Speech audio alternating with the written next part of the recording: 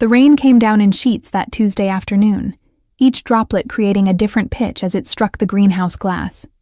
D minor, if I had to guess. I'd learned to identify the musical notes in everything: the hum of the overhead heaters, B flat, the drip of the irrigation system, F sharp, even the particular frequency of footsteps on gravel varies by weight and gait. It was one of the many things that made most people uncomfortable around me, though the plants never seemed to mind. My fingers moved with practiced precision as I carefully extracted seeds from the Ricinus communis, castor bean, laid out before me on the potting bench. Each seed contained enough ricin to kill an adult human, which was precisely why I kept detailed records of every single one. The poison didn't frighten me. I respected it. Unlike people, toxins were predictable. They followed rules. They made sense.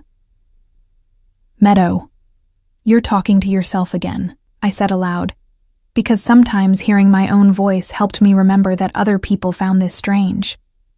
Dr. Chen, my therapist, said it was called masking, the exhausting performance of appearing neurotypical. But here, in my greenhouse sanctuary on the outskirts of Newark, there was no one to perform for except the 243 plants I'd cataloged this morning. The vintage Puccini recording crackled from my grandfather's old record player in the corner, filling the humid air with Nessun Dorma. I'd worn through 3 copies of this particular area, learning Italian phonetically from opera recordings because traditional language classes made my skin feel too tight. The language itself had patterns that soothed me, consistent pronunciation rules, logical conjugations. Unlike English with its chaos of exceptions, Italian made sense to my brain. I was labeling the seed container when the greenhouse door crashed open with such violence that I dropped the entire tray. Seeds scattered across the concrete floor like deadly confetti, and my heart rate immediately spiked to what I estimated was around 120 beats per minute. Too fast, too loud, everything suddenly too much. But it wasn't the noise that made me freeze. It was the man. He staggered through the doorway, one hand pressed against the glass as if the structure itself could hold him upright. Rain had plastered his white dress shirt against his torso, and even in my panic, my pattern-seeking brain registered details: expensive fabric, custom-tailored, 4 buttons undone, revealing olive skin and dark chest hair. His face was angular, harsh in its beauty, with a jaw that looked carved from marble, and eyes the color of espresso that were currently unfocused and dilated. Those eyes found mine for just a moment, and I saw something in them that I recognized because I'd felt it myself so many times. The desperate search for sanctuary, for one safe place in a world that made no sense. Then he collapsed, his body hitting my carefully swept floor with a sound I knew I would hear in my nightmares. Not quite a thud, more of a heavy exhale, followed by the absence of all movement.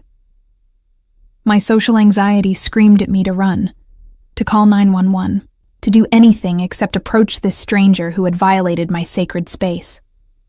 But my fingers were already moving, checking his pulse at his neck. 140 beats per minute, weak and thready. His skin burned with fever that I estimated at 103 degrees Fahrenheit. "Non morire," I whispered, the Italian spilling out before I'd consciously chosen it. "Non morire qui." Don't die. Don't die here. His eyes fluttered open at the sound, and he grabbed my wrist with surprising strength for someone who appeared to be dying. "Italiano?" His voice was rough gravel, each syllable clearly painful. "Si."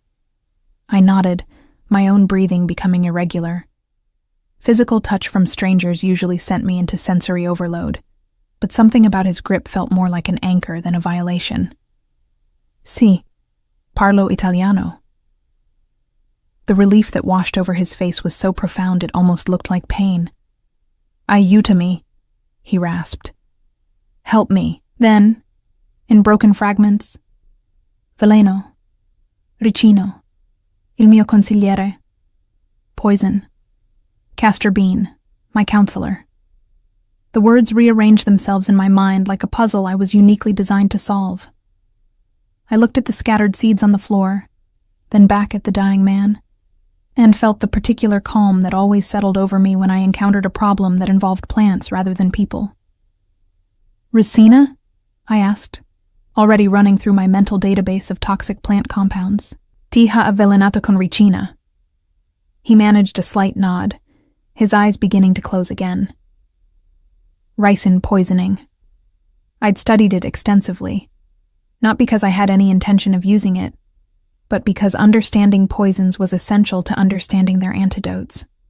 My obsessive research into toxic plants, which most people found disturbing, had just become this stranger's only hope. "Quanto tempo fa?" I asked, needing to know when he'd been poisoned. "How long ago?" "Sei ore." 6 hours. He could barely form the words. 6 hours since exposure. That meant we were in the critical window, past the point where simple decontamination would work, but before the full cascade of organ failure began. The ricin would already be in his bloodstream, binding to his cells, shutting down protein synthesis. Without intervention, he would experience increasingly severe vomiting, diarrhea, seizures, and ultimately, death within 3 to 5 days. But I had something most people didn't: an encyclopedic knowledge of obscure plant compounds and their interactions, combined with a greenhouse full of rare specimens. "Non ti muovere," I instructed, gently removing his hand from my wrist. "Don't move." "Posso aiutarti, ma devi fidarti di me." "I can help you, but you have to trust me." I stood, my mind already racing through the calculations. Ricin had no approved antidote, but there were experimental treatments using specific enzyme inhibitors found in certain plants. The Jatropha curcas seeds I'd ordered from Brazil contained compounds that could potentially interfere with ricin's binding process. Combined with activated charcoal from burnt willow bark and a diuretic tea from dandelion root to help flush his system. My hands moved without conscious thought, gathering supplies from various corners of the greenhouse. The mortar and pestle I used for seed extraction, the distillation equipment I'd salvaged from a university surplus sale, containers of dried herbs hanging from the rafters, each one labeled with both common and scientific names in my precise handwriting. "Come ti chiami?" I asked as I worked, because despite my difficulty with social interaction, I needed to know his name. "What's your name?" "Dante." The word was barely a whisper. "Dante Marchetti." Dante, like the poet. Appropriate for someone who appeared to be descending into his own personal inferno on my greenhouse floor. "Io sono Meadow," I replied, crushing the Jatropha seeds with careful pressure. The oil inside was toxic itself, but in the right concentration, combined with the right compounds. "Meadow Gallagher." He tried to smile, though it came out more as a grimace. "Irlandese. Irish on my father's side, yes." I continued working, my voice taking on the flat, focused tone it always did when I was solving a problem. "My mother was from Sicily. She taught me to love plants before she died when I was 8. My father didn't understand why I preferred greenhouse time to people time. Still doesn't." I was over-explaining, the way I always did when anxious, but Dante's eyes had closed again, and somehow it was easier to talk to him when I didn't have to maintain eye contact. The social exhaustion I usually felt was absent, replaced by the pure focus of a task I actually understood. The rain continued its percussion against the greenhouse roof as I worked, mixing, measuring, calculating dosages that existed nowhere in any medical textbook, because I was essentially inventing a treatment protocol in real time. Most people would have called this reckless. Dr. Chen would probably call it dangerous. But the alternative was watching this man die on my floor, and something about the desperate way he'd grabbed my wrist, the way his eyes had cleared when I spoke his language, made that unacceptable. "Questo ti farà star mal," I warned as I knelt beside him with the first mixture, a dark, oily liquid that smelled of burnt earth and bitter seeds. "This will make you sick." "Ma è necessario." but it's necessary.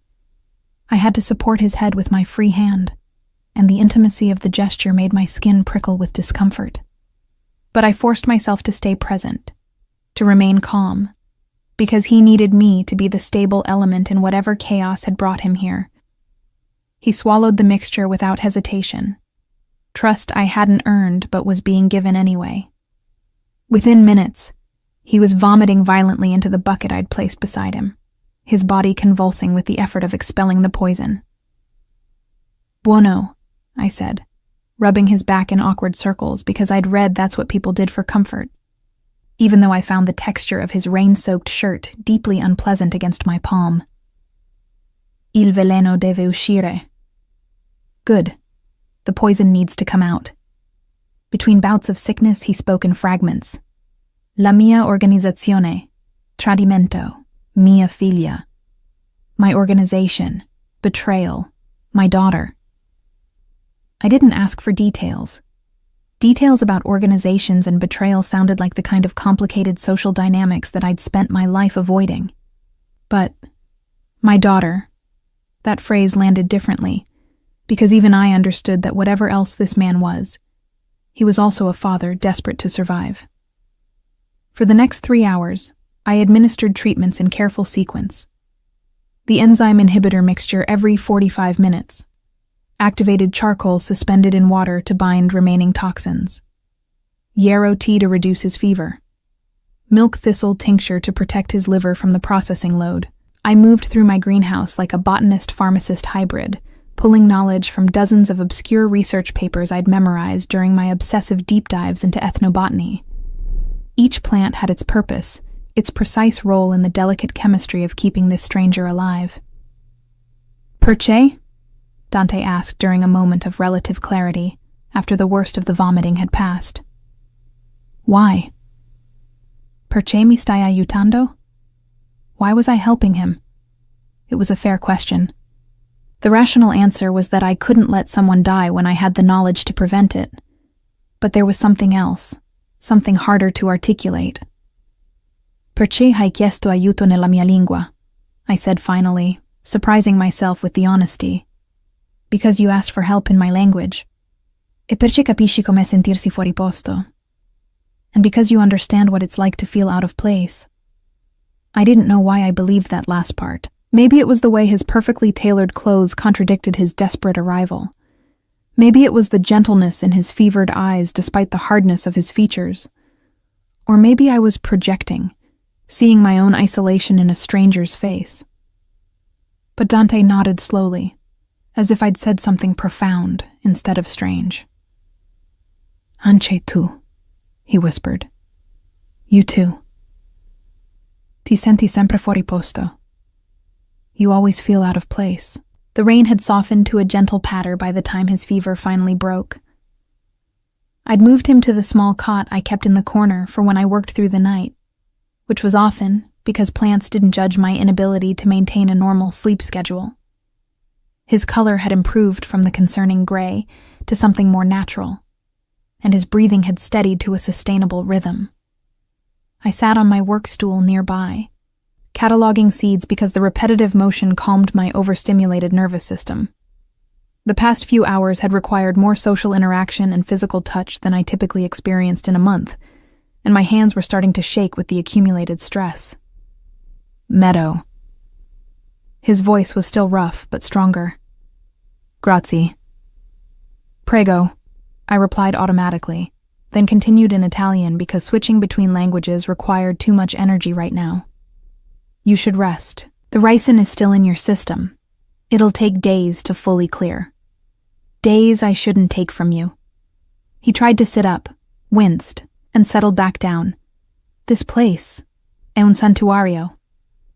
"It's a sanctuary." "Yes."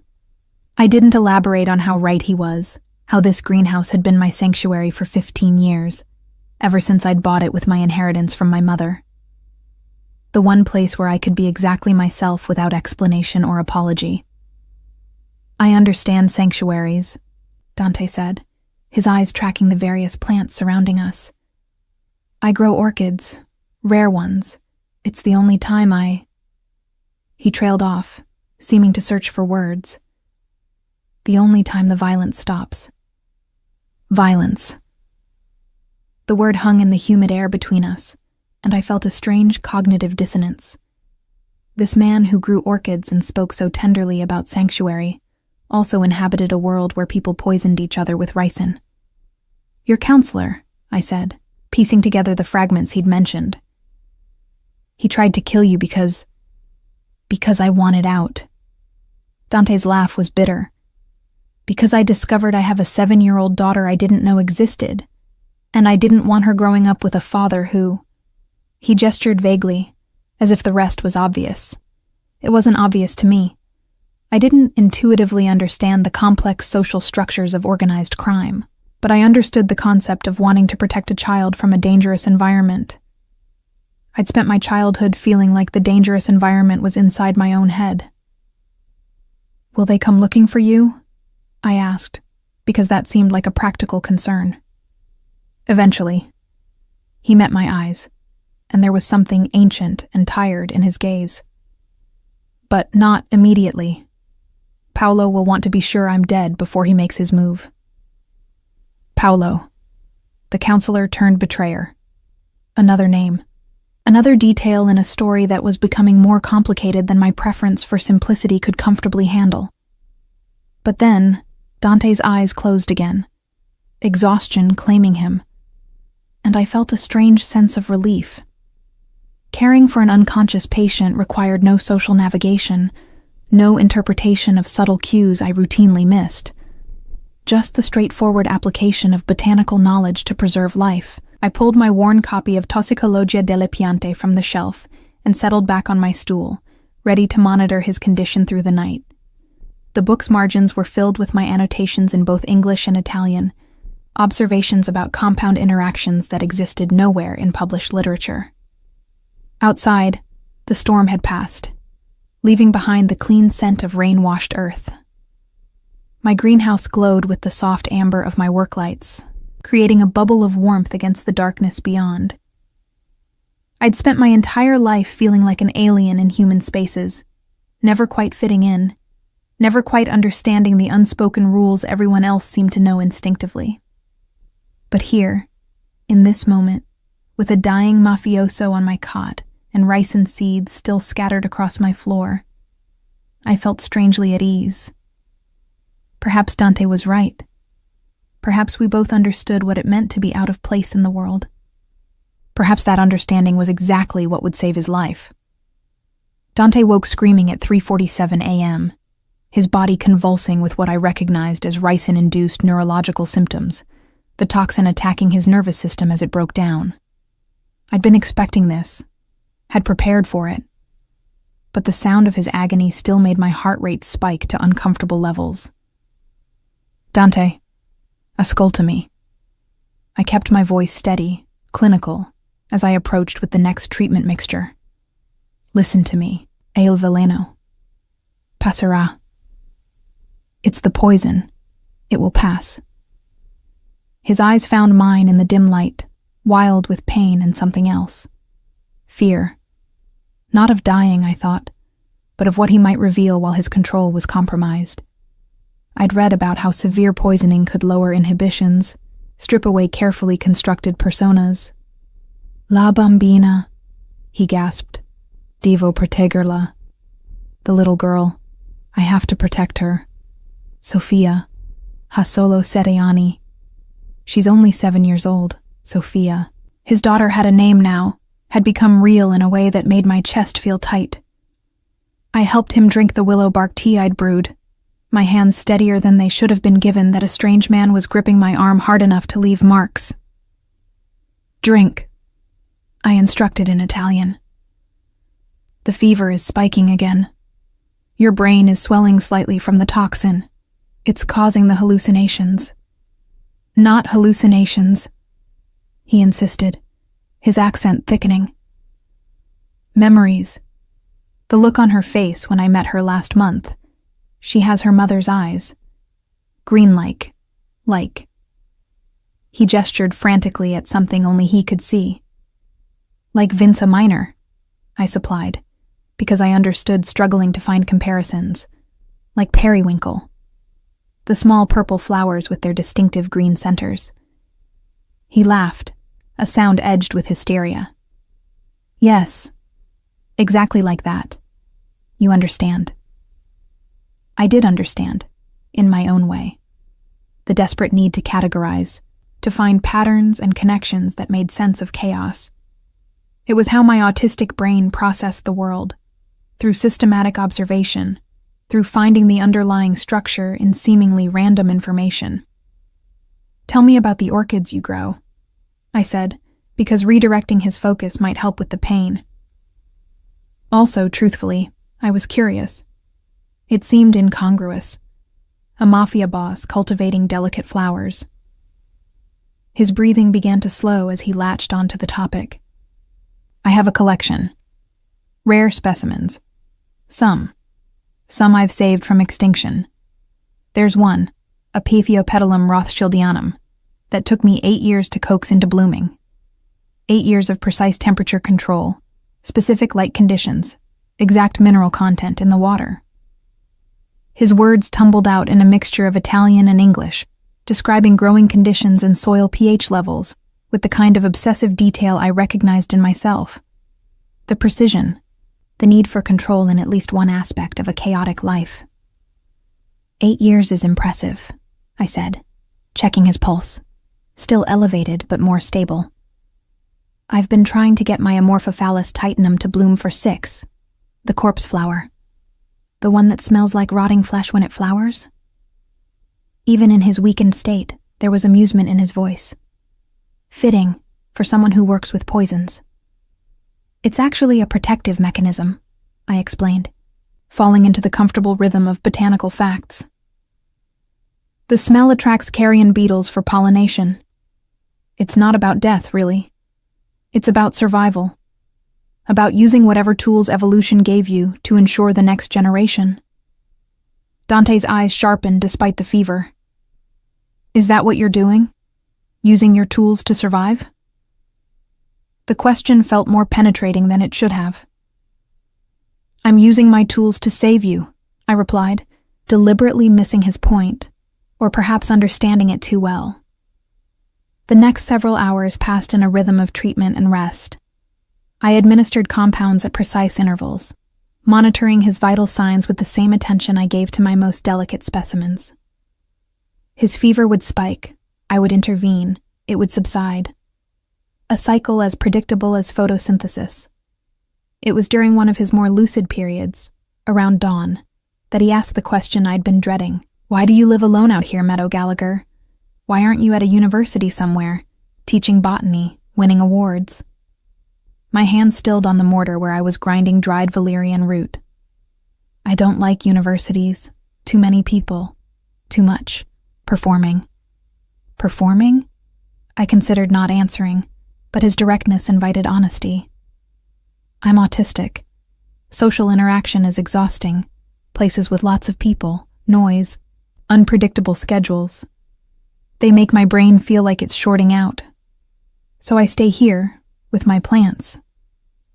They don't require me to interpret facial expressions, or understand sarcasm, or remember which coworker asked about which aspect of their life. I'd expected the usual response, awkward silence, or worse, well-meaning but patronizing reassurance. Instead, Dante simply nodded.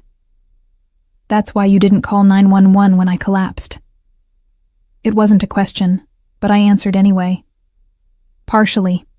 Also because you specifically asked for help in Italian, which suggested you might not want official involvement, and because I knew I could help you faster than any hospital. Ricin poisoning isn't something most emergency rooms see regularly, but I've studied it extensively. Why? His question was gentle, genuinely curious rather than accusatory. Why study poisons so thoroughly? I resumed grinding the valerian, the repetitive motion helping me organize my thoughts. Because plants are honest. A poison is always a poison in the same way. It doesn't pretend to be safe and then surprise you. Unlike people, who constantly say one thing but mean another, whose facial expressions contradict their words, who expect me to know unspoken rules that I somehow never learned. Dante was quiet for a long moment, and I worried I'd over-explained again, made him uncomfortable with my inability to filter. "I grow orchids for a similar reason," he finally said. "They're demanding, but their demands are consistent. Keep the humidity between 60 and 80%, maintain specific temperatures, provide the right amount of light. Do those things, and they thrive. Fail, and they die. No politics, no betrayal. No, performing, as you say." Something loosened in my chest at his understanding. "Exactly. Except now, someone's trying to kill you because you want to stop performing," I added, because stating the obvious was one of my specialties. "Because you want to leave the organization for your daughter." His expression darkened. "Paolo doesn't see it that way. To him, I'm not a man who wants to be a father. I'm a resource that's trying to leave knowledge and connections that might work against the organization if I'm not controlled." I understood resources. My entire life, people had seen my pattern recognition abilities, my exhaustive knowledge of specific subjects, as resources to be utilized. Teachers who wanted me to compete in academic contests when I just wanted to be left alone with my books. Relatives who considered my plant expertise useful until it became too intense and made them uncomfortable. "What will you do?" I asked. "When you're well enough to leave?" Dante's jaw tightened. "That's what I've been trying to figure out for the past 6 months. I can't go to the police. Half of them are paid by my organization. Can't disappear completely. Paolo knows too much about my past, where I might run. And I can't just walk away peacefully, because in my world, retirement isn't an option unless you're dead or useless. So you're trapped." I stated the logical conclusion. Between staying in a life you want to leave and leaving in a way that gets you killed. Yes. The word was heavy with resignation. I focused on preparing his next dose of treatment, letting the familiar process calm my increasingly anxious thoughts. This man's problems were becoming my problems simply because he'd fallen through my door, and I didn't know how to navigate that complexity. "The irony," Dante continued, his voice taking on a bitter edge, "is that I got into this life because my father died young, and I needed to support my mother and sisters. I was 18, angry at the world, and the familia offered structure, purpose, rules I could understand." He laughed without humor. "Sound familiar?" It did sound familiar, uncomfortably so. The appeal of clear rules in a confusing world, of belonging to something that made sense even if it wasn't entirely good. "But the rules change," I observed. "Or the people enforcing them interpret them differently. And suddenly what you thought was structured becomes chaotic anyway." "Exactly." He shifted on the cot, still weak, but more alert. "I realized too late that the structure was an illusion, that the rules only applied until someone powerful enough decided they didn't." I handed him the tea, this time a gentler mixture of chamomile and passion flower to help him rest. As he drank, I noticed details I'd missed during the crisis, the scars on his knuckles, the way he held himself even when injured, the controlled violence lurking beneath exhausted civility.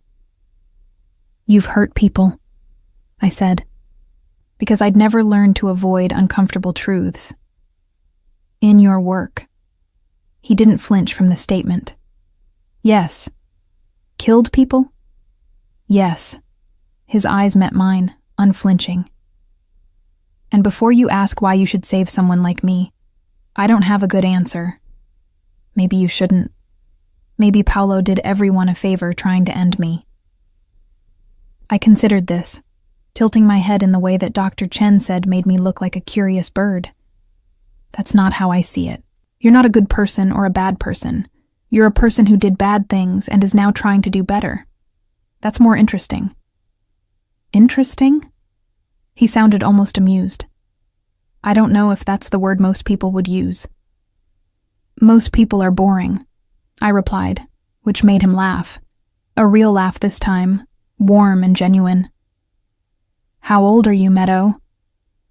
29. Why does that matter? Because you're younger than I expected for someone so unflinching. Most people your age would have more illusions about human nature. I returned to my work stool, pulling out my journal to record his latest vital signs. I lost my illusions early. When you can't intuitively read people like everyone else can, you learn to see what they really do rather than what they pretend to do. Actions, not performances. And what do my actions tell you? The question felt like a test. I thought about it carefully, reviewing the past 12 hours in my systematic way.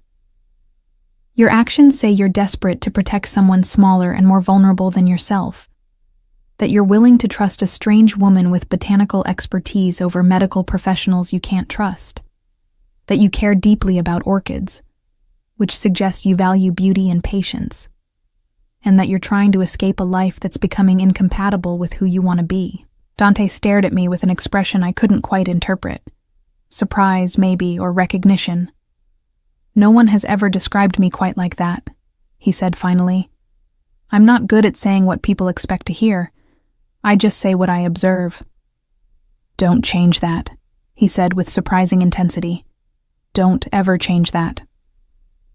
The words settled into me strangely, like seeds finding soil. Most people wanted me to change. To be less blunt, less intense, more socially appropriate. But Dante was asking for the opposite, and I didn't know what to do with that request. As the morning light began filtering through the greenhouse glass, painting everything in shades of green and gold, I found myself doing something I rarely did, talking about my mother. She was Sicilian, I heard myself say, not sure why I was sharing this. Came to America at 19, met my Irish father at a botanical garden where they both worked. She understood plants the way I do. Like they were people, but better, simpler. Dante listened without interrupting, which I appreciated. She died when I was 8. Pneumonia that turned into something worse because she wouldn't leave her greenhouse even when she was sick. My father sold most of her plants after, said it wasn't healthy for me to spend so much time with dead things. He didn't understand that they weren't dead. They were the only part of her I had left. That's when you started learning Italian, Dante guessed, to feel closer to her. Yes, through her opera recordings. She used to play them while she worked. I'd help her with the plants and she'd sing along, and it was the only time I felt normal, like my brain worked the way it was supposed to. I glanced at him, suddenly self-conscious about the oversharing, but his expression held only understanding. My mother sang too, he said, old Neapolitan songs while she cooked. After my father died, it was the only time she seemed happy, the only time the house felt like home instead of a tomb. We sat in comfortable silence, two people from vastly different worlds united by dead mothers and the gardens we kept as memorials. Meadow, Dante said after a while, his voice serious. You need to understand something. By saving me, you've made yourself visible to dangerous people. Paolo will eventually figure out I'm alive. When he does, he'll look for where I've been, who helped me. Ice formed in my stomach. He'll come here. Yes.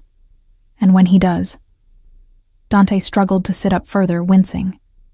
When he does, you need to have already told someone official what happened. File a police report. Contact the FBI. Something that creates a record, so that if anything happens to you, there's a trail. The thought of contacting authorities, of trying to explain this bizarre situation to skeptical strangers, made my chest tight with anxiety. I don't do well with police. They ask rapid-fire questions and expect immediate responses, and my brain doesn't work that way. Last time I had to deal with them, someone broke into my greenhouse. They decided I was suspicious because I couldn't maintain eye contact. Then I'll help you prepare what to say. We'll write it down. Practice until you're comfortable." His determination was palpable. "I won't let helping me be what gets you hurt." "You can't control that," I pointed out logically. "You can barely walk." "Then I'll have to get stronger quickly." He tried to stand, made it approximately 3 seconds before his legs buckled, and I had to catch him. My arms around his waist, his weight heavy against me, both of us breathing hard from the effort. This close, I could smell the botanical compounds I'd administered mixing with his own scent. Cedar, and something darker, like earth after rain. The physical contact should have been overwhelming, should have sent my sensory processing into overload. But it didn't, and that scared me more than the threat of Paolo finding us. "Back to the cot," I managed, trying to sound clinical and failing. "You're still recovering. The ricin is in your liver, kidneys, everywhere. Pushing yourself now will just damage organs further." He allowed me to guide him back down, but his hand caught mine as I turned to leave. "Thank you," he said in Italian. "Not just for saving my life, for treating me like a person instead of a monster." I looked at our joined hands, his scarred and calloused, mine stained with plant matter and soil. "You are a person," I replied simply. "People are capable of both monstrous and miraculous things, sometimes simultaneously." His thumb traced the back of my hand, the gesture unconscious, or perhaps deliberate. I could never tell with these things. What if the monstrous outweighs the miraculous? Then you work to shift the balance. That's what you're trying to do, isn't it? By leaving, by choosing Sophia over the organization. Something in his expression shifted, and before I could process what was happening, he'd pulled me closer, his free hand coming up to cup my face with unexpected gentleness. "Sei straordinaria," he whispered. "You are extraordinary." My brain short-circuited, unable to determine if this was gratitude or something else, unable to read the intention behind eyes that looked at me like I was something precious instead of strange. "I should check your liver enzyme levels," I blurted, pulling back awkwardly. "The milk thistle should be reducing inflammation, but I want to verify." If he was amused or disappointed by my retreat, his face didn't show it. He simply nodded, settling back against the pillows I'd arranged. But as I moved around the greenhouse gathering supplies for the next round of treatments, I was hyper-aware of his gaze following me, and of the particular way my heart was now beating. Not the rapid staccato of anxiety, but something slower, deeper, more dangerous. Outside, Newark was waking up. Soon I'd need to call someone, figure out how to protect us both from whatever was coming. But for now, in this moment, my greenhouse remained what it had always been. A sanctuary. Just one that now held far more than plants. By the third day, Dante could walk the length of my greenhouse without collapsing, though his movements remained careful, measured. I'd created a protocol, monitoring his kidney function through urinalysis, checking for protein breakdown, adjusting his treatment based on symptoms. It was methodical, scientific, safe. What wasn't safe was the way we'd fallen into a rhythm that felt too comfortable, too right.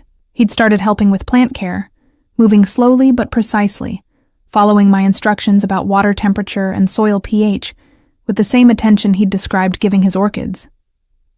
"This one," he said, gently touching the leaves of my Datura stramonium, "is toxic, yes? Extremely. Devil's trumpet. Contains tropane alkaloids that cause hallucinations, paralysis, death."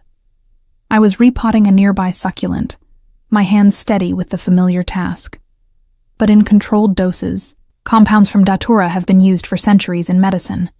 Pain relief, muscle relaxation. "Poison and cure in the same plant," Dante observed. "Depends on how you use it." "Like people," I replied, then felt my cheeks heat at the obvious metaphor. That was too on the nose. Sorry. His laugh was warm, genuine. I liked it. You don't filter your thoughts the way most people do. It's refreshing. Most people find it off-putting.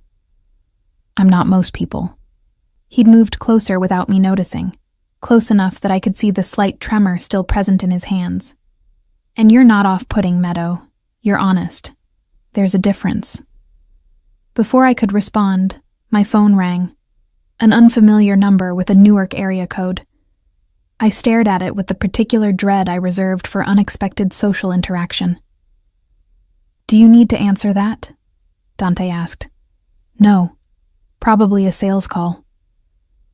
But even as I said it, something felt wrong. The timing, the persistence as it rang and rang. Dante's expression had shifted too, his body language subtly changing to something more alert, more dangerous. Answer it, he said quietly. Put it on speaker. My hand shook slightly as I accepted the call. Hello. Meadow Gallagher? The voice was smooth, professional, with an accent similar to Dante's but sharper. My name is Paolo Russo. I believe you have something that belongs to me. Dante's face went completely still, carved marble without any give. He mouthed a single word. Careful. I don't know what you mean, I said, which was technically true. I didn't know what Paolo considered his property.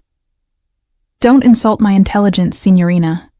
I know Dante Marchetti came to your location 4 days ago. I know he's still there, and I know you've been treating him. Paolo's voice remained pleasant, conversational. Now, I'm a reasonable man. Dante clearly coerced you somehow. You're not responsible for his choices. Simply tell me where you are, and we'll resolve this without any unpleasantness. My autism sometimes meant I missed social cues, but I understood threats perfectly well. They were clear, direct, honest. No, I said simply. Paolo's silence stretched long enough that I checked to see if the call had dropped. Finally, excuse me? No, I won't tell you where I am. And Dante didn't coerce me. He was dying, and I chose to help him because I have the knowledge to do so. My voice came out flatter than I intended, stripped of the emotional inflection neurotypical people use to soften difficult messages. Now please don't call again. I ended the call, then immediately looked at Dante.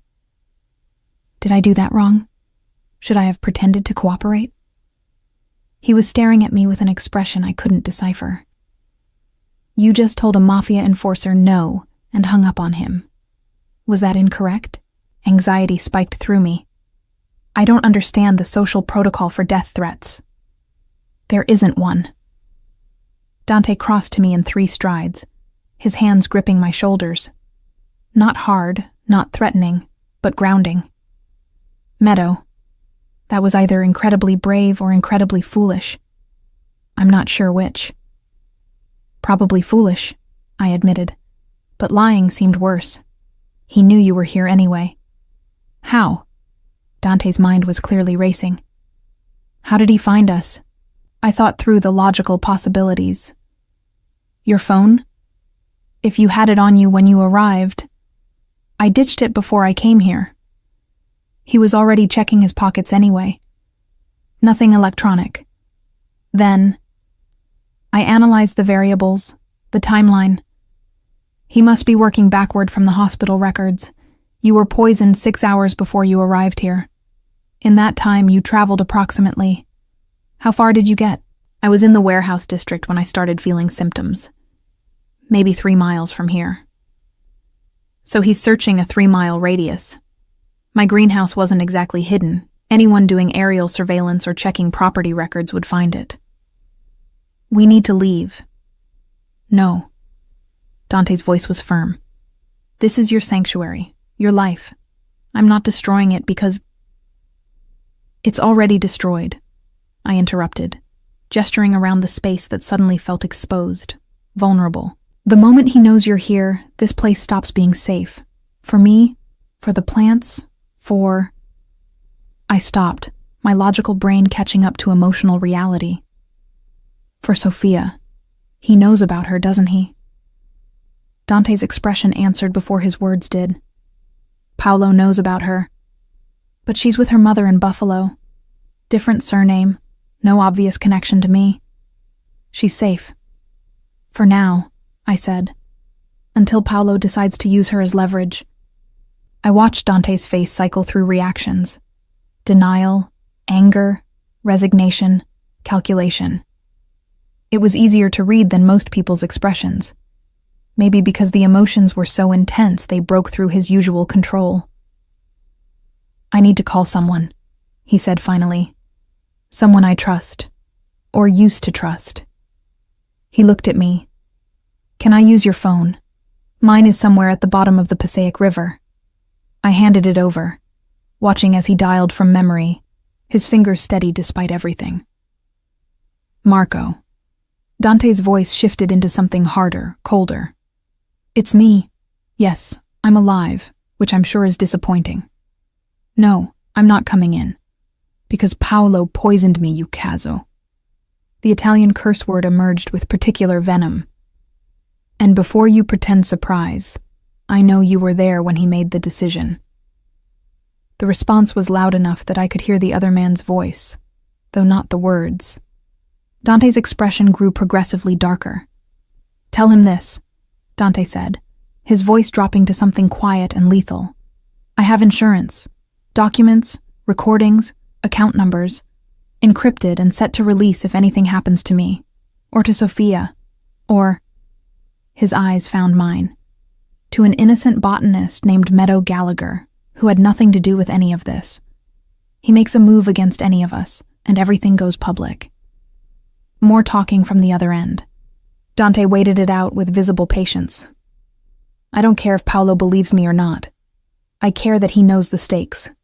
A pause. 1 week. I need 1 week to get my affairs in order and then I'm gone. Out of the family, out of the city, out of his life. Tell him. Tell him he wins. I'm not fighting for territory or power. I just want to leave. He ended the call, then stood there holding my phone like it weighed 1,000 pounds. Did you really prepare insurance? I asked. Documents and recordings? No. He handed my phone back, his expression grim. But Paolo doesn't know that. And with the history we have, the operations I've been part of, he'll believe I could have compiled something damaging. So you're bluffing. I'm buying time. He moved to the window, looking out at the parking area beyond the greenhouse. 1 week to figure out how to disappear completely. I processed this information, running through scenarios with the same systematic approach I used for complex botanical problems. You can't disappear alone. Paolo will find you eventually. You said so yourself. And you can't disappear with Sophia without her mother's cooperation. Maria won't cooperate. Dante's voice was heavy with certainty. She made it clear when I found out about Sophia. I could visit, send money, but involvement in her life? She saw what I was, what I did, and decided Sophia was better off without me. She's not wrong. She's partially wrong, I corrected. Sophia needs financial support, which you provide. But she also needs a father who's present, stable, safe. Currently, you're none of those things because you're stuck in a life you're trying to leave. Dante turned back to me, something raw and vulnerable in his expression. Where are you going with this, Meadow? I wasn't entirely sure. My brain was making connections faster than I could articulate, seeing patterns that might solve multiple problems simultaneously. You need to disappear. I need to leave this location because Paolo knows about it. Sophia needs a father who's alive and safe. Her mother needs assurance that you won't bring danger into Sophia's life. Yes, Dante said slowly, all of those things are true. So we solve them together. The solution felt obvious once I'd laid out the variables. You know how to navigate criminal organizations and evade tracking. I know about obscure locations, plant-based income streams, sustainable living. Together, we could create something impossible for either of us alone. He stared at me like I'd grown a second head. "You're suggesting we run away together. A Mafia boss and a botanist. To do what, exactly?" "To start over." I was gaining confidence in the idea now, the logical framework supporting itself. Somewhere rural, somewhere your expertise in security and my expertise in cultivation could combine into something sustainable. A legitimate business. A life. And Sophia? Once you're established, once you can prove you're out of the life and safe, we approach her mother. Show her the change is real, permanent. Request supervised visitation at first. Build trust. I was thinking like I addressed complex botanical challenges, systematically, step by step. It might take years, but you're serious. Dante had moved closer again, his intensity focused entirely on me. You're actually serious about this. Why wouldn't I be? The question seemed obvious. You need a fresh start. I need a new location. We work well together. You understand my communication style. I understand your need for control and precision. It's logical. Meadow. His hands were on my face now, tilting it up so I had to meet his eyes. This isn't a botanical problem with a botanical solution. This is your life, your safety. You'd be giving up your greenhouse, your sanctuary, everything familiar, to help a man you've known for less than a week. 4 days, I corrected automatically. And you're right that I'm giving up familiarity. But familiarity doesn't equal good. This greenhouse is safe, but it's also lonely. I've spent 15 years here using plants as a substitute for human connection, because humans are too hard, too unpredictable. My voice caught slightly. But you're not. You're difficult in ways I understand. Your intensity, your need for precise control, your honesty about who you are. These things make sense to me. I've killed people, he reminded me, voice rough. Multiple people, in ways that weren't clean or quick. I know. You told me that already. I didn't look away from his gaze. And I'm not saying it doesn't matter. It does. But you're trying to be different now.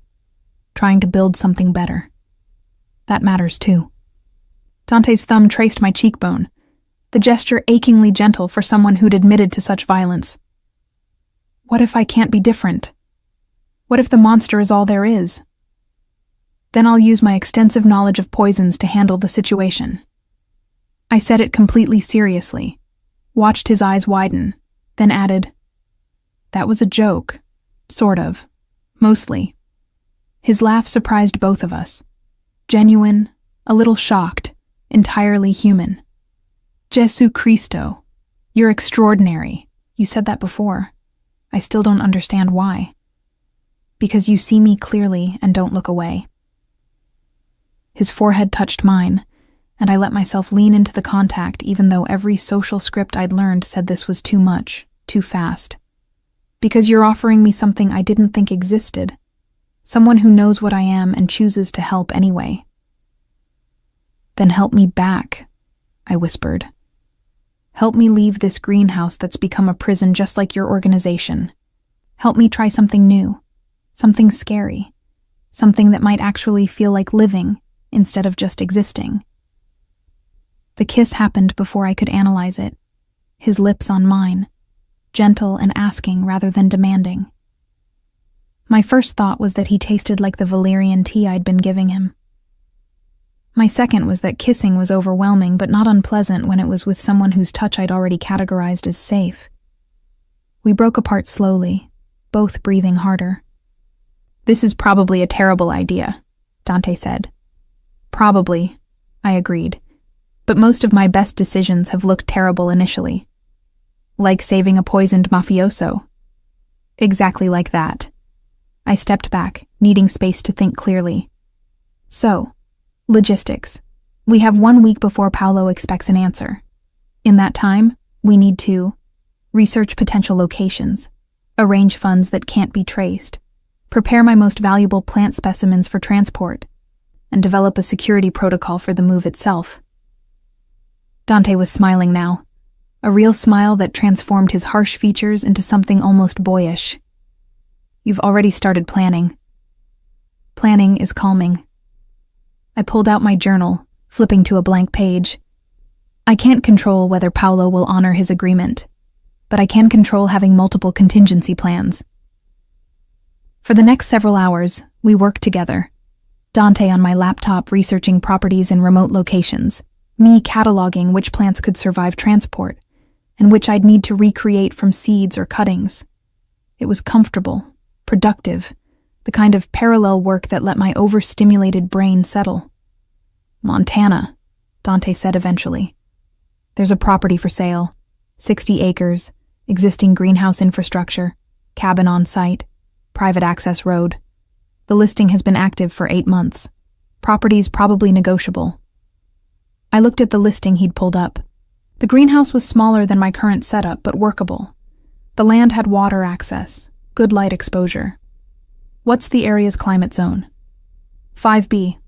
Cold winters but manageable with proper infrastructure. My mental database clicked through plant varieties that would thrive in those conditions. We could specialize in cold-hardy medicinals, rhodiola, arnica, maybe some adaptogenic mushrooms in the wooded sections. Would that generate enough income? Practical question from someone who understood sustainable business models. Not immediately, but combined with online consulting for rare plant cultivation, maybe some specialized work with botanical research institutions. I was thinking aloud, building the framework. It's possible. Tight for the first few years, but possible. I have some resources set aside, Dante offered. Legitimate accounts Paolo doesn't know about. Not a fortune, but enough to get established. I have my inheritance from my mother. I never touched it, used my floristry income instead. I'd always planned to save it for something important, though I'd never imagined anything like this. Combined with selling my current property. We were actually doing this. Planning a life, a future, together. The absurdity hit me suddenly. 4 days ago, I'd been alone, predictable, safe. Now I was planning to run away with a recovering Mafia boss to start a botanical business in Montana. I'm having a small panic attack, I announced clinically. My heart rate is elevated, my hands are trembling, and I'm experiencing derealization. Dante immediately crossed to me, his hands on my shoulders again. Breathe with me. In for 4 counts. I followed his breathing, grateful for the structure. Slowly, my nervous system recalibrated. Thank you, I managed. Don't thank me. This is my fault. I'm dragging you into... No. I interrupted firmly. I'm choosing this, understanding that I'm terrified and choosing it anyway. His expression softened. Then we'll be terrified together.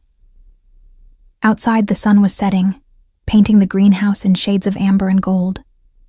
Tomorrow we'd start executing the plan. Tomorrow the real work began. But tonight, for just a moment, I let myself imagine it. A new greenhouse in Montana, plants thriving in rich soil, Dante growing his precious orchids, and maybe, eventually, a 7-year-old girl with green eyes learning to love botany as much as I did.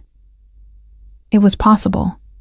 Terrifying, uncertain, completely outside my carefully controlled existence. But possible. The next morning, I woke on my cot to find Dante already awake, sitting at my work table with my laptop and several notebooks spread before him. The early light caught the silver threading through his dark hair, made him look almost soft, despite the tension visible in his shoulders. You didn't sleep, I observed, my voice still rough from the few hours I'd managed. Couldn't. He glanced up, and I saw the exhaustion shadowing his eyes. Been going through logistics. We have problems, Meadow. I sat up, my brain immediately shifting into problem-solving mode despite the lingering fog of interrupted sleep. What kind of problems? The Montana property requires a cash purchase. Owner won't do financing, worried about complications with the previous buyer who backed out. That's $80,000 up front. He turned the laptop so I could see the listing details. Between us, we can manage it, but barely, which leaves almost nothing for transport, supplies, first year's operating costs. I moved to look over his shoulder, scanning the numbers he'd compiled. My property here could sell for around $60,000, but that'll take time. We don't have time. No, we don't. Dante's jaw tightened. Paolo will give me 1 week because he thinks I'm cornered, broken. But the moment he suspects I'm planning something viable, he'll move faster. I pulled up my own financial documents on my phone, reviewing assets with the same methodical attention I gave to botanical inventories. I have the inheritance, $42,000. You said you have legitimate savings? $38,000. Everything else is in accounts Paolo monitors or tied up in properties that are technically familia holdings. His frustration was palpable. I spent 15 years building wealth I can't actually access. The mathematics were straightforward. We were $20,000 short, possibly more depending on transport costs and whether my property sold quickly. I ran through possibilities, discarding most immediately. Loans required credit checks and time. Asking for help meant involving others in danger. There's another option, Dante said carefully, watching my face. One I hate suggesting. Tell me anyway. I know where Paolo keeps emergency reserves. Cash that's not in the main accounts. His personal insurance policy.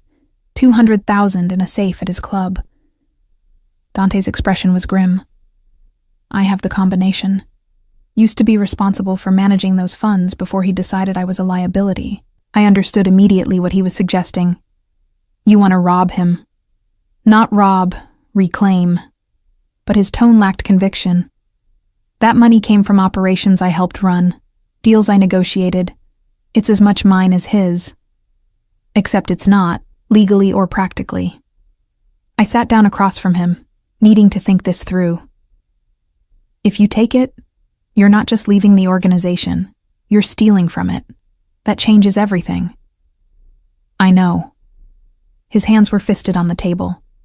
Believe me, I know. It means Paolo won't just let me disappear. He'll hunt me actively, make an example. But Meadow, without that money, we don't have enough to make this work. We'd be starting with nothing in a place where one bad winter could destroy everything.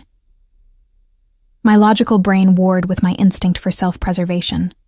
The smart choice was obvious. Don't escalate. Don't take the money. Find another way. Except there wasn't another way. Not in our timeline. What's the security situation at the club?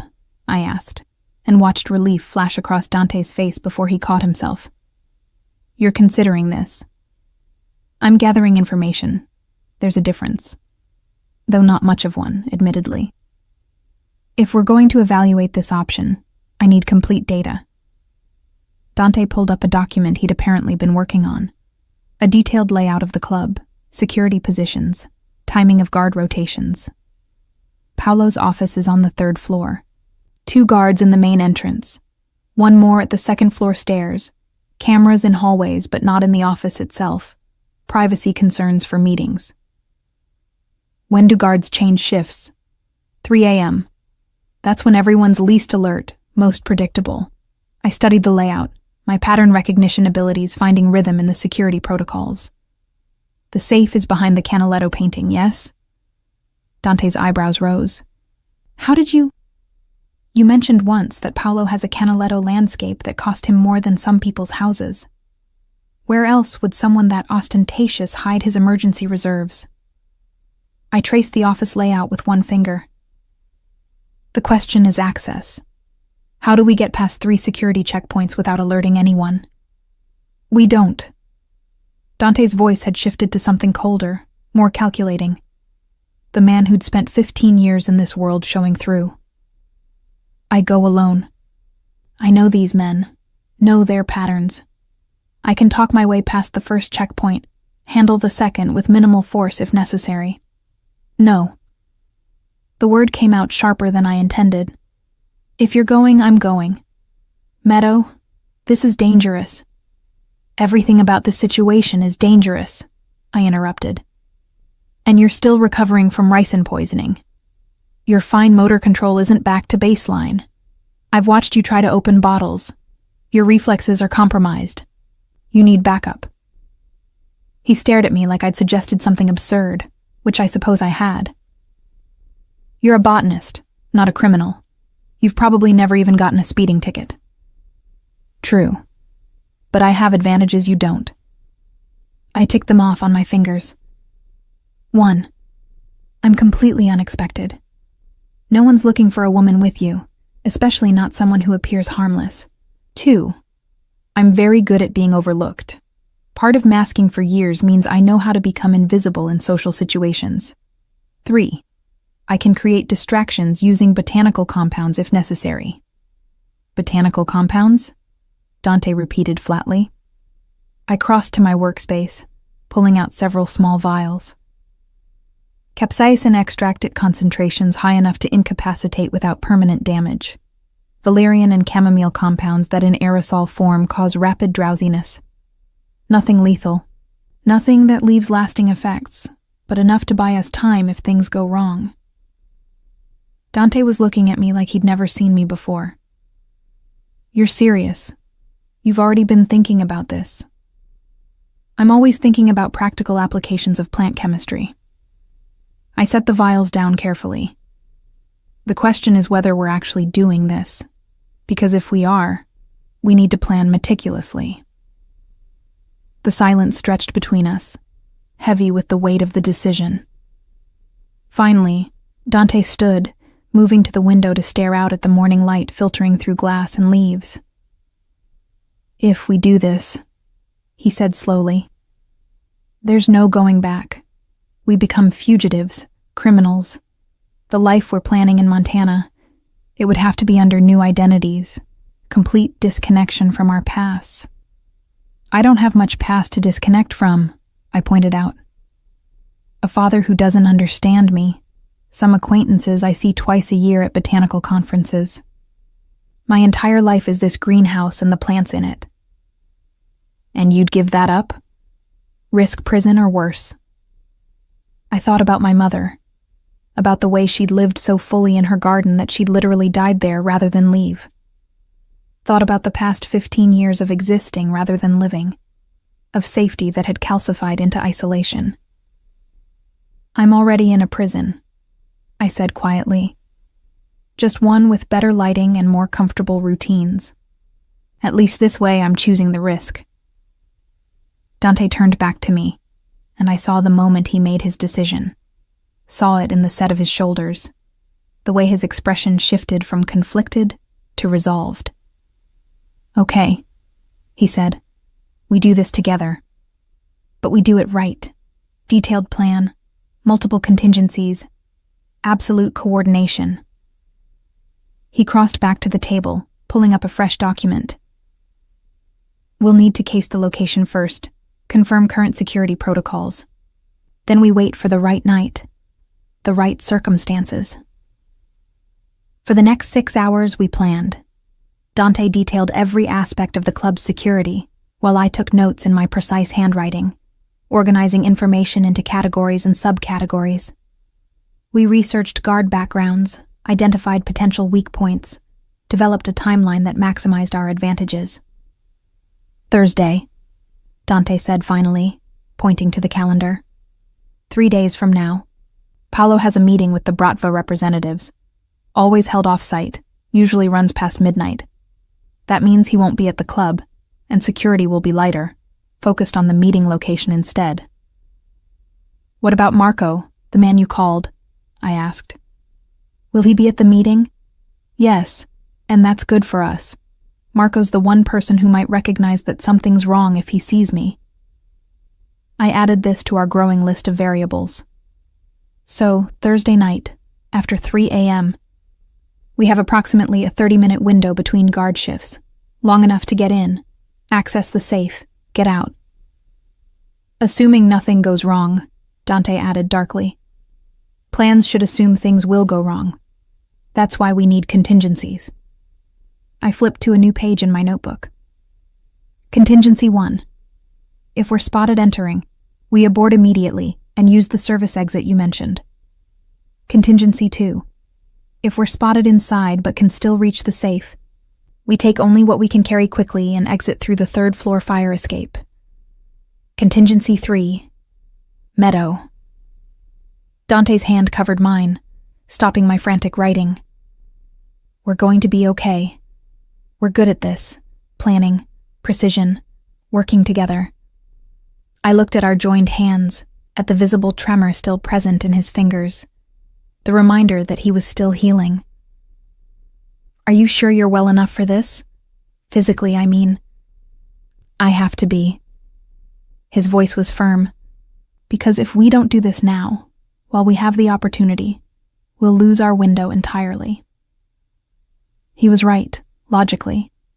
But the risk felt enormous, the potential for failure catastrophic.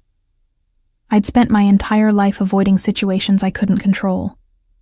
And now I was planning to walk directly into maximum unpredictability. I'm scared, I admitted, because honesty was easier than pretending. Good. Fear makes you careful. Dante squeezed my hand gently. I'm scared too. But I'm more scared of the alternative, of Sophia growing up knowing her father couldn't find the courage to change. That reasoning I understood. Not for Sophia, whom I'd never met, but for the version of myself I might become if I let fear keep me in this greenhouse forever. Okay, I said, my voice steadier than I felt. Thursday night. We do this. The next 3 days passed in a strange suspension of normal time. We continued monitoring Dante's recovery, his liver enzymes finally returning to acceptable levels, his stamina improving. I began the careful process of preparing my most valuable specimens for eventual transport, taking cuttings and collecting seeds while trying not to think about which plants I'd have to abandon. Dante made several reconnaissance trips to the club, confirming security patterns and timing his observations with the precision of someone who'd spent years in this world. Each time he left, I found myself staring at the door, heart racing until he returned safely. You're anxious when I'm gone, he observed after the third trip, finding me systematically reorganizing my entire seed collection, a sure sign of stress. I'm anxious generally, I replied, not looking up from the careful sorting. But yes, more so when you're potentially in danger. He sat beside me on the floor where I'd spread out hundreds of seed packets, each one meticulously labeled. This categorization system is remarkable. You've organized by both botanical family and geographic origin, and toxicity level, and medicinal properties, and difficulty of cultivation. I gestured to the color-coded labels. Cross-referencing makes information retrieval more efficient. It's beautiful, he said, and something in his tone made me finally look at him. The way your mind works, it's beautiful. I didn't know how to respond to that. Most people found my systematic thinking exhausting or strange, not beautiful. In my world, Dante continued, picking up a packet of aconitum seeds, the most successful people are the ones who can see patterns others miss, who can organize chaos into something understandable. He smiled slightly. You'd have been dangerous in the familia meadow. That brain of yours would have made you invaluable. I don't want to be invaluable to dangerous people, I said quietly. I want to be valued by people who won't use me and then discard me when I'm no longer useful. His expression shifted to something pained. Is that what you think I'm doing? Using you? No. I was surprised to realize I meant it. You're honest about what you need and what you're offering in return. That's not using, that's partnership. Complicated, possibly ill-advised partnership, but partnership nonetheless. Possibly ill-advised, he repeated with dark amusement. That's one way to describe planning a heist with your poisoning victim. Technically, you're my poisoning patient, not victim. I returned to sorting seeds, the familiar motion calming. There's a difference. Of course there is. He watched me work for a moment, then asked, "What will you miss most about this place?" The question caught me off guard, forced me to really consider it. "The predictability," I said finally. "Knowing exactly where everything is, what each day will hold. The garden responds to consistent care with consistent results. No surprises, no sudden changes." "That sounds safe," Dante observed, "but also lonely." "Very lonely," I admitted. But safe and lonely felt better than unsafe and connected. Until now. What changed? I looked at him. This man who'd quite literally fallen through my door dying, who'd trusted me with his life, who was now trusting me with his future. You made connection feel safer than isolation. That's what changed. Thursday arrived with slate-gray skies and the threat of rain. We spent the day in careful preparation, Dante reviewing the layout once more, me preparing the botanical compounds we might need. By evening, we were as ready as we'd ever be. "Last chance to back out," Dante said as we prepared to leave. "We could still find another way."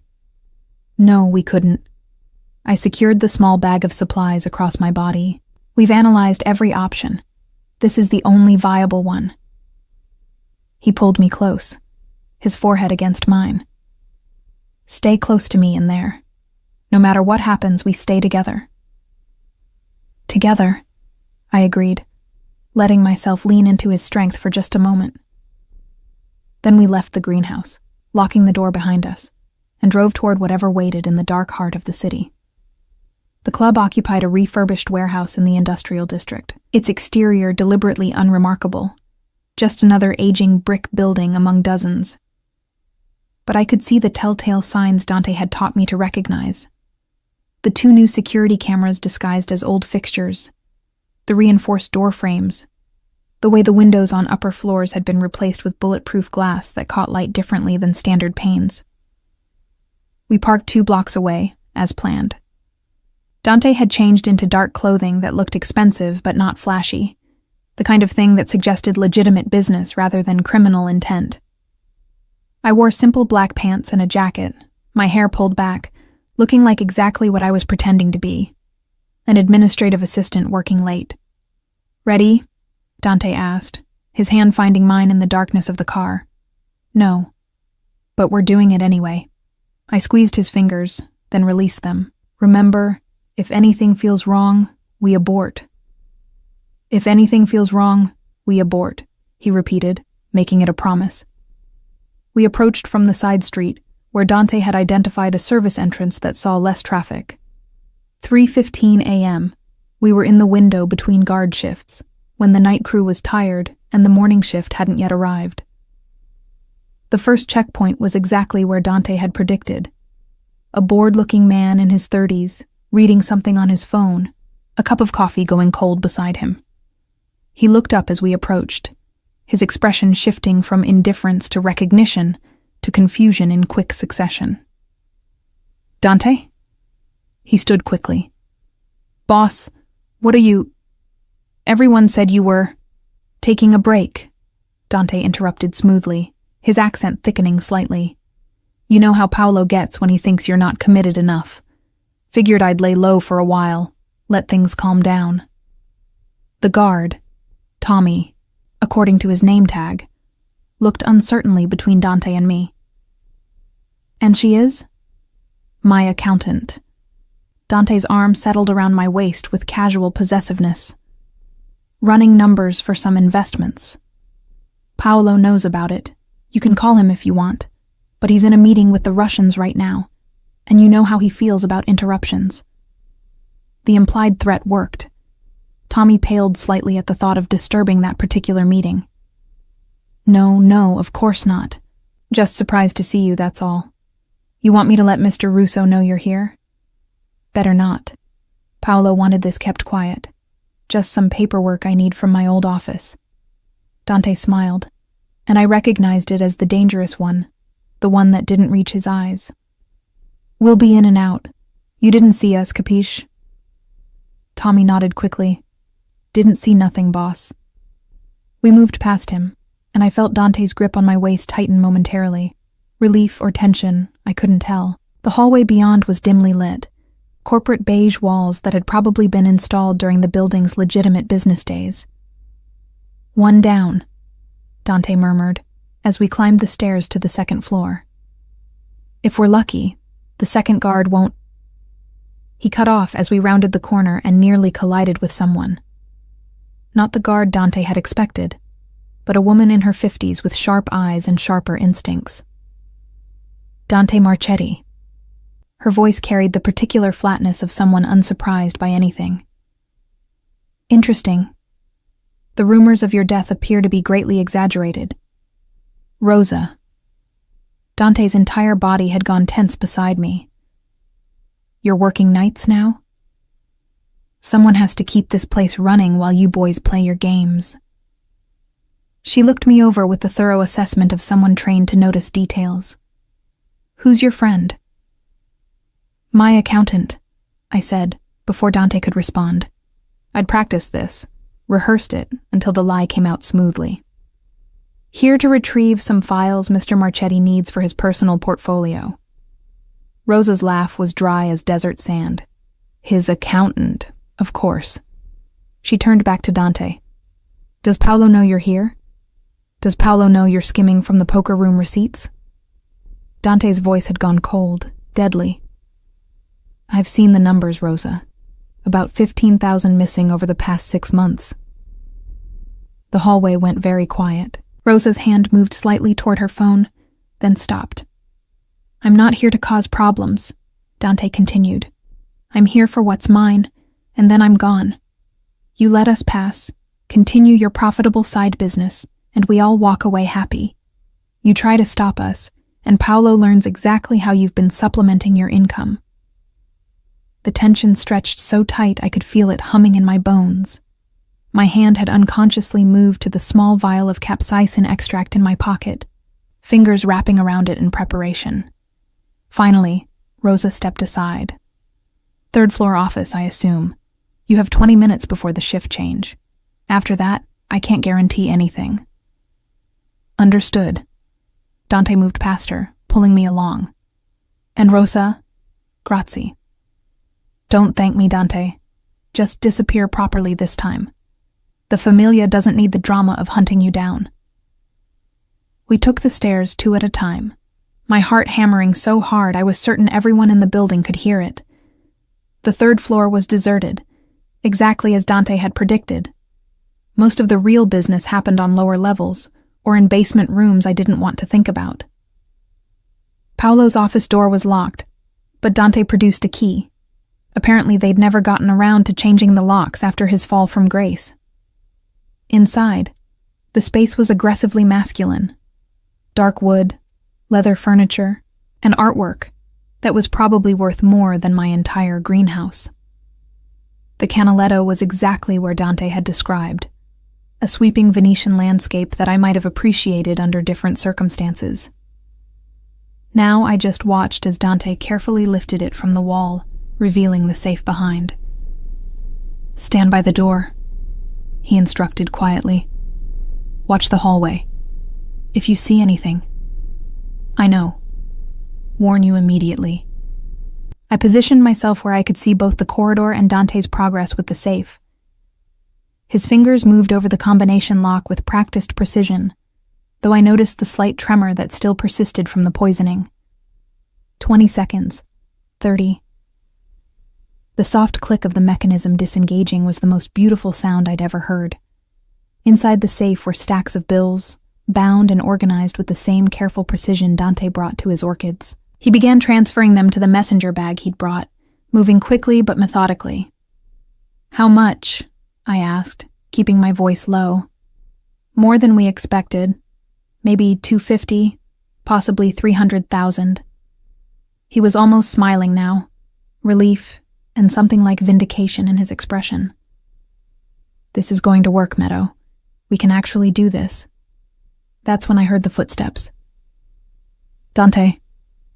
My voice came out sharper than intended. Someone's coming. He swore in Italian, shoving the last stacks into the bag and swinging it over his shoulder. The footsteps were getting closer. Heavy, measured, more than one person. "Fire escape," Dante said, already moving to the window. But the footsteps had reached the door, and we were out of time. The door opened to reveal not a guard, but Marco, the man Dante had called, Paolo's current right hand. Behind him stood two others, both armed, both professional. "Dante." Marco's voice carried profound disappointment. I really hoped Rosa was wrong when she called. "Hoped you were smarter than this." "Rosa sold us out," I said, the betrayal feeling oddly distant through my adrenaline. "Rosa survived," Marco corrected. "By knowing when to cut her losses. Something you should have learned, Dante." Dante had positioned himself slightly in front of me, his body language protective. "Let her go, Marco. She's not part of this." "The accountant?" Marco's smile was thin. "Please, I know you better than that. You don't trust civilians with anything important." His eyes found mine. "Which means she's either something very different or someone you care about. Either way, she's leverage." My hand had been in my pocket this whole time, fingers wrapped around the capsaicin vial. In one smooth motion, practiced at home until it became muscle memory, I pulled it out, uncapped it, and threw the contents directly at Marco's face. The effect was immediate and dramatic. Marco screamed, his hands flying to his eyes as the concentrated capsaicin, approximately 3 times stronger than police-grade pepper spray, did its work. The 2 guards behind him instinctively moved to help him, creating exactly the confusion we needed. "Go." I shoved Dante toward the window he'd already unlatched. We went through together, my feet finding the fire escape's metal grating as alarms began shrieking behind us. Dante was already descending, taking the stairs 3 at a time despite his still-healing body. I followed, my systematic brain noting irrelevantly that we were approximately 40 feet above ground level, that the drop from each platform was 12 feet, that the mathematical probability of injury was increasing with each rush step. Shouts echoed above us. The guards had recovered enough to give chase. Dante reached the final ladder, the one that required pulling down to extend to ground level. It stuck. Rust or disuse or just cosmically bad luck. "Other side." I pointed to the neighboring building's fire escape, maybe 6 feet away. A gap that looked much larger from this height, especially in darkness, especially with armed men descending behind us.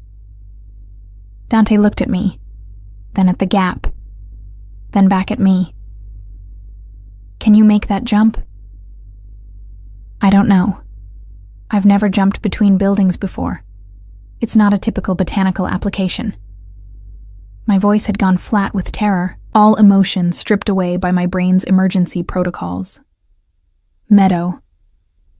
He gripped my shoulders. "I need you to try. On 3. 1. Wait, I need to calculate the distance to velocity ratio. 2. This is a terrible. 3. We jumped together, that awful moment of suspension where gravity seemed negotiable, where my systematic brain shut down entirely because there was no data set for this, no pattern to follow. We landed hard on the neighboring fire escape, the metal groaning under the impact but holding. Behind us, I heard the first guard attempting the same jump, heard the thud and curse as he didn't quite make it, catching the railing instead of the platform. That gave us maybe 30 seconds. We scrambled down the remaining stories, my hands scraped raw from the rough metal railings. Finally, ground level. We ran through an alley that smelled of garbage and rain, Dante still carrying the bag of money, me gasping for breath as my non-athletic body protested the unprecedented exertion. "Car," Dante managed, pointing. We reached his vehicle just as I heard the guards emerging from the building behind us. Dante was driving before I'd even fully closed my door, tires squealing as we accelerated away from the club. Neither of us spoke for the first several minutes, too focused on breathing, on processing what had just happened. Dante drove with the kind of precision that spoke to muscle memory, evasive maneuvers that probably came from years of practice I didn't want to contemplate. Finally, when we'd put several miles and numerous turns between ourselves and pursuit, he pulled into a 24-hour supermarket parking lot and killed the engine. "You threw capsaicin extract at Marco's face," he said, staring straight ahead. "Yes, it seemed like the logical response to the situation." "You jumped between buildings. That was significantly less logical. I don't recommend it." He turned to look at me then, and I saw something in his expression I'd never seen before. Not gratitude or relief, but wonder. "You're incredible. You know that?" "I'm terrified," I corrected. "There's a difference. You can be both." He reached over, his hand finding mine, and I let myself grip it tightly enough that it probably hurt. "We did it, Meadow. We actually did it." "We're fugitives now," I pointed out. "Rosa called Marco, which means Paolo knows we were there, knows we took the money. He won't honor the 1-week agreement." "No, he won't." Dante's jaw tightened. "Which means we leave tonight. No waiting, no going back to the greenhouse." The greenhouse. My sanctuary for 15 years.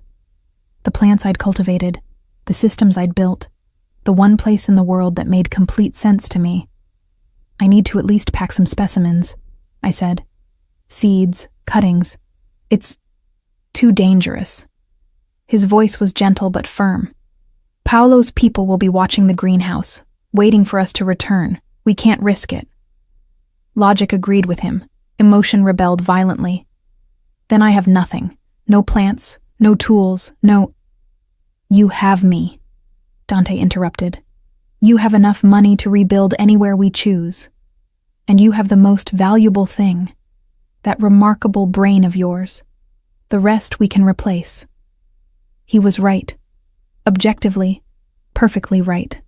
But that didn't stop the grief that rose in my throat, sharp and choking. Dante pulled me closer, letting me press my face against his shoulder as I fought for composure. His shirt smelled like adrenaline, and the botanical compounds I'd prepared, familiar and grounding. "I'm sorry," he murmured against my hair. "I'm so sorry this cost you your sanctuary." "It's not your fault," I said, because it was true.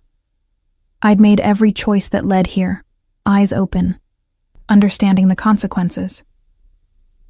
And you gave me something in exchange. A different kind of sanctuary. A person instead of a place. His arms tightened around me. "Then let's go find our new place. Together." We drove through what remained of the night, putting miles between ourselves and Newark. Dante had cash from the heist. I had my phone with access to my accounts. We'd figure out the rest as we went. By the time dawn broke, we were somewhere in Pennsylvania, exhausted and rattled, but free. The first phase of our escape was complete. Now came the harder part, learning how to actually live. Montana in October was nothing like I'd imagined. The air felt thinner, cleaner, carrying scents of pine and approaching winter that were completely foreign to my New Jersey-adapted senses. We'd driven for 4 days, taking circuitous routes and paying cash for everything, until we finally arrived at the property Dante had found. 60 acres of rough land, a greenhouse in need of repair, and a cabin that had character, according to the listing, which meant it had mice, questionable plumbing, and windows that didn't quite seal properly. "It's perfect," I said, and meant it. Dante looked at me like I'd lost my mind. We were standing in what would generously be called the living room, surveying water damage and peeling wallpaper. "Meadow, there's mushrooms growing in the bathroom. Actual mushrooms. Probably Pizzica domiciliana, common in damp conditions, not dangerous." I moved to examine them more closely, my botanical curiosity overriding any normal person's disgust. "Actually, they're a good indicator of where we need to prioritize moisture remediation." He laughed. That surprised, genuine laugh I'd learned meant I'd said something unexpectedly perfect. Only you would see house mushrooms as helpful data points. The first month was brutal. We lived in organized chaos, working from dawn until dark to make the cabin habitable and the greenhouse functional. Dante threw himself into physical labor with the single-minded intensity he'd once applied to criminal enterprises, patching roof leaks and replacing rotten boards despite his body's protests. I focused on the greenhouse, carefully prioritizing what needed immediate attention versus what could wait. We'd managed to salvage more than I'd expected. During our flight from Newark, Dante had contacted someone he trusted, a cousin who owed him a favor and asked no questions, who'd entered my greenhouse and shipped my most valuable specimens to a P.O. box in Montana. Not everything survived the journey, but enough did that I had the foundation for rebuilding. The Amorphophallus titanum cutting I'd been nurturing for 6 years, a selection of my rare medicinal herbs, seeds from plants I'd spent years cultivating, small salvaged pieces of the life I'd left behind, carefully packed with someone else's understanding hands. "Your cousin didn't have to do that," I said when the boxes arrived, carefully unpacking each specimen like the treasure it was. "Lucia understands the importance of plants." Dante was reading the included note, his expression soft. "She says she's glad I finally found someone who gets the obsession. Also that I'm an idiot for whatever I did that required fleeing the state. But she hopes I'm happy." "Are you?" I asked, suddenly needing to know. "Happy?" He looked around the partially repaired cabin, at the boxes of plants, at me with dirt under my fingernails and exhaustion shadowing my eyes. "I'm terrified, stressed, and working harder than I have in years." He crossed to me, his hands framing my face with the gentleness that never failed to surprise me. "And yes, I'm happy. Are you?" I considered the question seriously, as I did most things. I missed the predictability of my old life, the certainty of knowing exactly what each day would hold. I leaned into his touch. But I don't miss the loneliness. I don't miss feeling like I was just existing rather than living. Even with mushrooms in the bathroom? Especially with mushrooms in the bathroom. They're a problem I understand how to solve. We fell into routines, because both of us needed structure to function. Mornings were for greenhouse work, me cataloging plants and planning propagation strategies, Dante learning cultivation techniques with the same methodical precision he brought to everything. Afternoons for cabin repairs, evenings for planning our future business. "Cold, hardy medicinals," I explained during one of our evening sessions, showing him my growing database of potential crops. Rhodiola rosea for adaptogenic properties, Arnica montana for inflammation, various Artemisia species. There's a market for organic, sustainably harvested medicinals, especially among herbalists and alternative medicine practitioners. Dante studied the information with the same focus he'd once applied to criminal operations. Profit margins? Variable. Lower than conventional agriculture initially, but with premium pricing for quality and rarity. We'd need to establish reputation, build relationships with buyers. I pulled up another spreadsheet. I've been researching online presence, educational content about plant medicine, maybe YouTube videos about sustainable cultivation, combined with direct sales to practitioners. You've already thought this through completely. I've had a lot of thinking time while repairing greenhouse panels. I gestured to my hands, currently covered in small cuts from handling glass. The botanical knowledge is just raw data. Turning it into sustainable business requires different framework. That's where I come in. Dante's expression had shifted into what I'd learned to recognize as his strategic planning mode.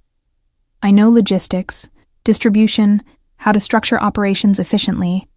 I can't contribute to the botanical aspects, but I can build the business infrastructure around it. This was how we worked.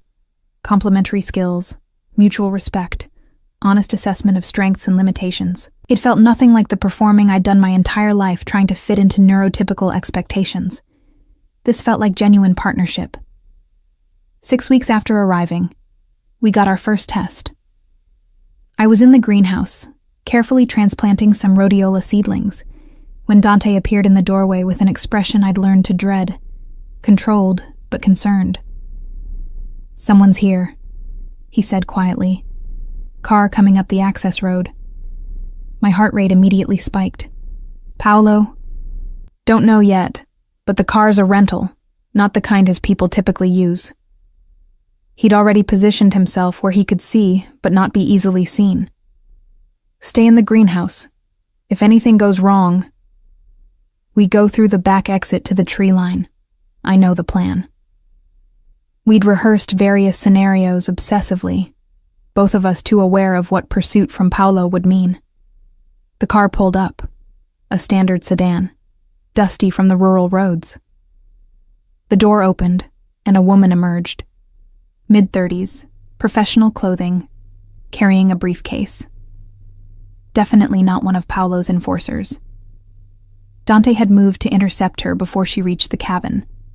I watched through the greenhouse glass, my hands still holding the transplant I'd been working on, unable to continue, but unable to set it down either. They spoke for several minutes, too far away for me to hear. The woman showed him something. Identification of some kind. Dante's body language shifted from defensive to something I couldn't quite read. Finally, he gestured for me to join them.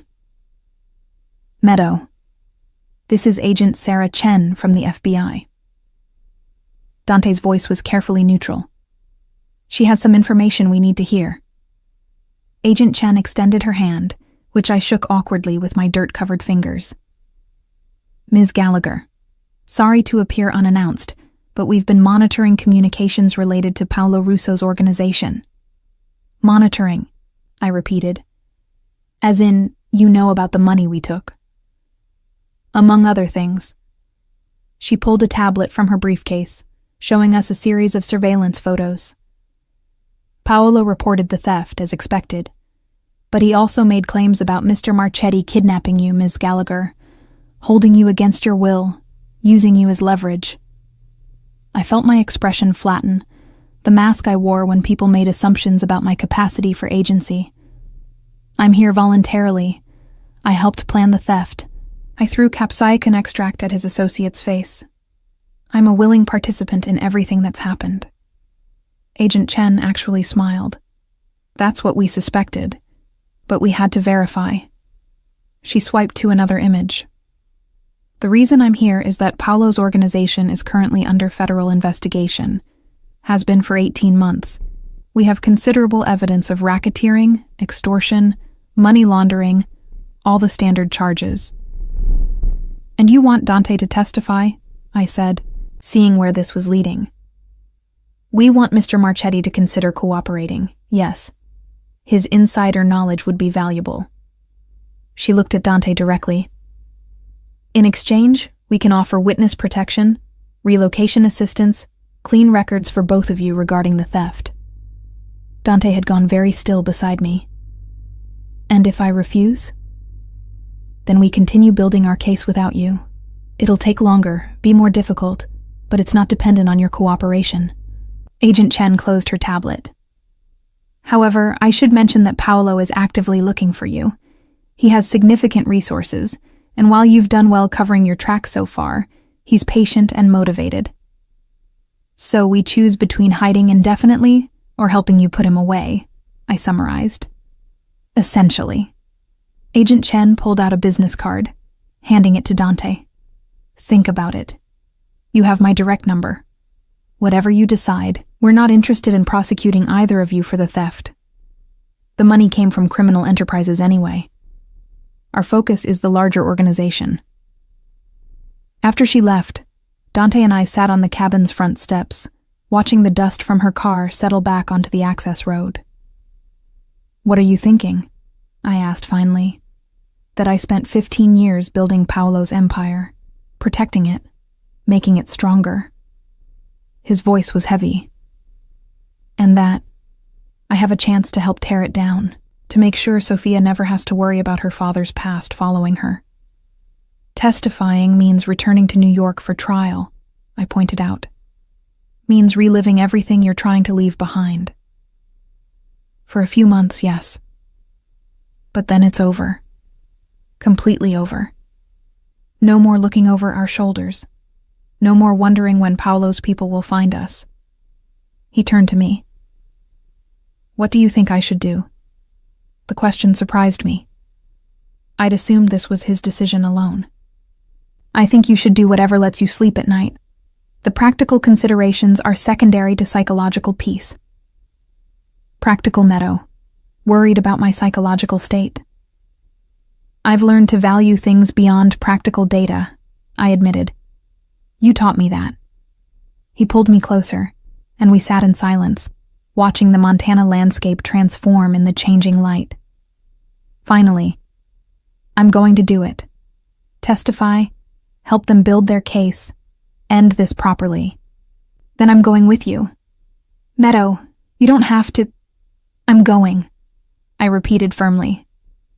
Not because I have to, but because partnerships mean you don't face difficult things alone. That's what you've shown me.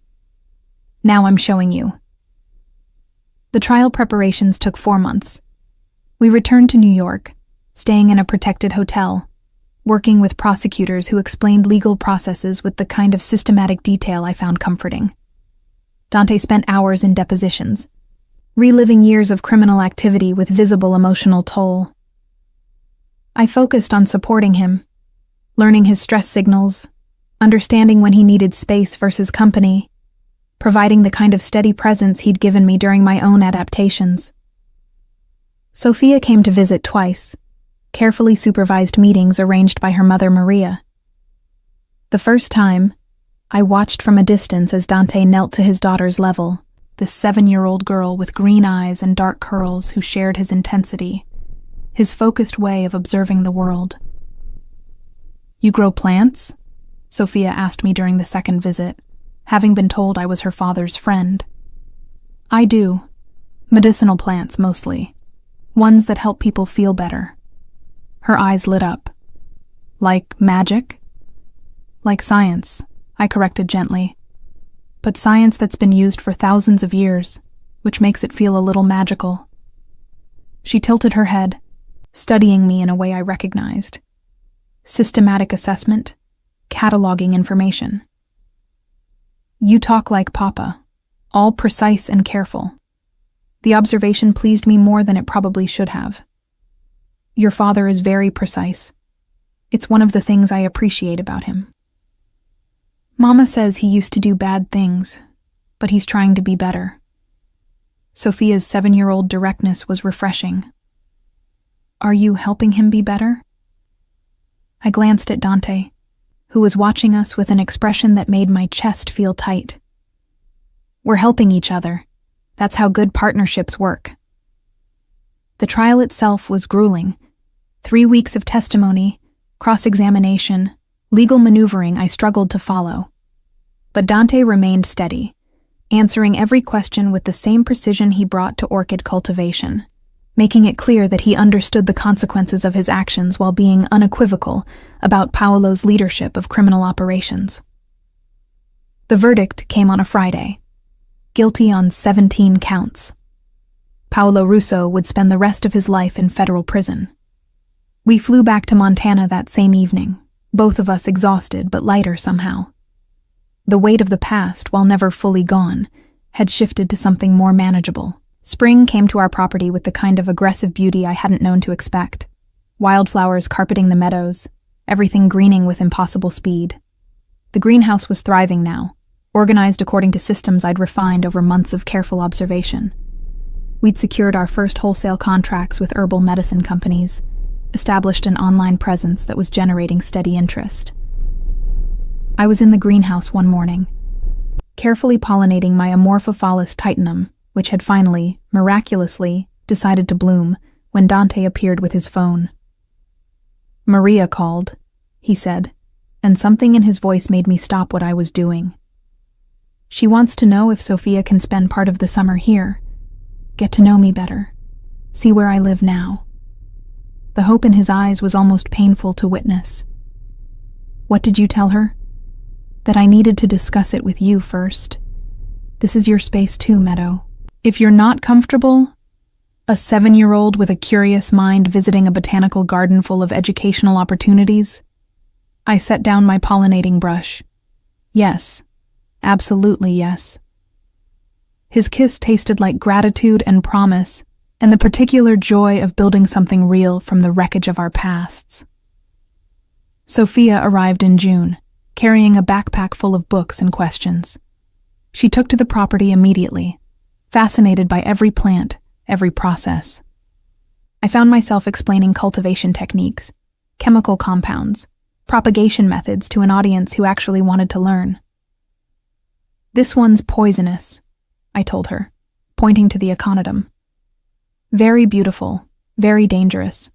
That's true for a lot of plants and a lot of things in life. Beautiful doesn't mean safe."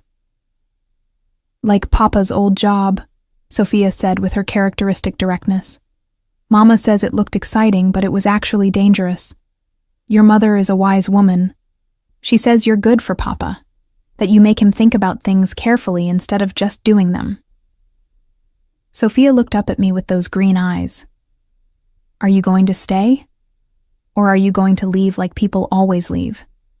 The question, delivered with such casual devastation, made my chest hurt. "I'm planning to stay. I can't guarantee forever. Life doesn't work like that. But I'm choosing to be here every single day. That's the best promise anyone can make." She considered this with visible seriousness. "Okay, that's a good answer." That evening, after Sophia had gone to bed in the cabin's small guest room we'd prepared for her, Dante and I sat in the greenhouse's small office area, reviewing the day's work. "She likes you," he said, watching me catalog new growth measurements. "Really likes you, not just tolerating you. The feeling is mutual." I looked up from my notes. "She has your intensity, your way of wanting to understand how things actually work, rather than just accepting surface explanations. She has your ability to ask uncomfortable questions with complete honesty." Good. The world needs more people willing to be uncomfortable in pursuit of truth. Dante pulled me from my chair into his lap, a position we'd learned to navigate, him needing physical connection, me needing it in controlled doses. "Thank you," he said quietly, "for all of this, for saving my life, for building a new one with me, for welcoming my daughter into our space." "Our space," I repeated, testing the words. They felt right, solid.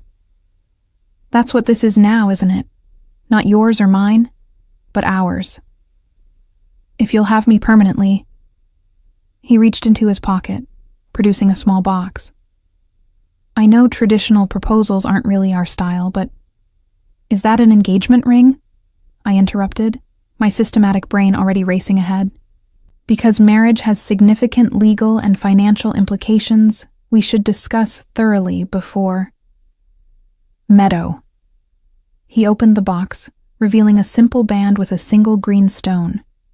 Peridot, I recognized, the gem variety of olivine. "This isn't about legal contracts or financial merger. It's about choosing each other, intentionally and completely, every day. Will you marry me?" I looked at the ring, then at his face, then at the greenhouse around us, this sanctuary we'd built together from necessity, fear, and eventually, love. "Yes," I said, "but I need you to understand that I'm not good at traditional wife things. I won't always recognize when you need emotional support. I'll forget anniversaries. I'll probably care more about my plants than about social obligations." "I'm not looking for a traditional wife," Dante replied, sliding the ring onto my finger. "I'm looking for you, exactly as you are. Brilliant, honest, occasionally terrifying in your directness. My Meadow, who saves poisoned strangers and throws botanical weapons at armed men." "That does sound like me," I admitted. We married in September, exactly 1 year after Dante had crashed through my greenhouse door dying.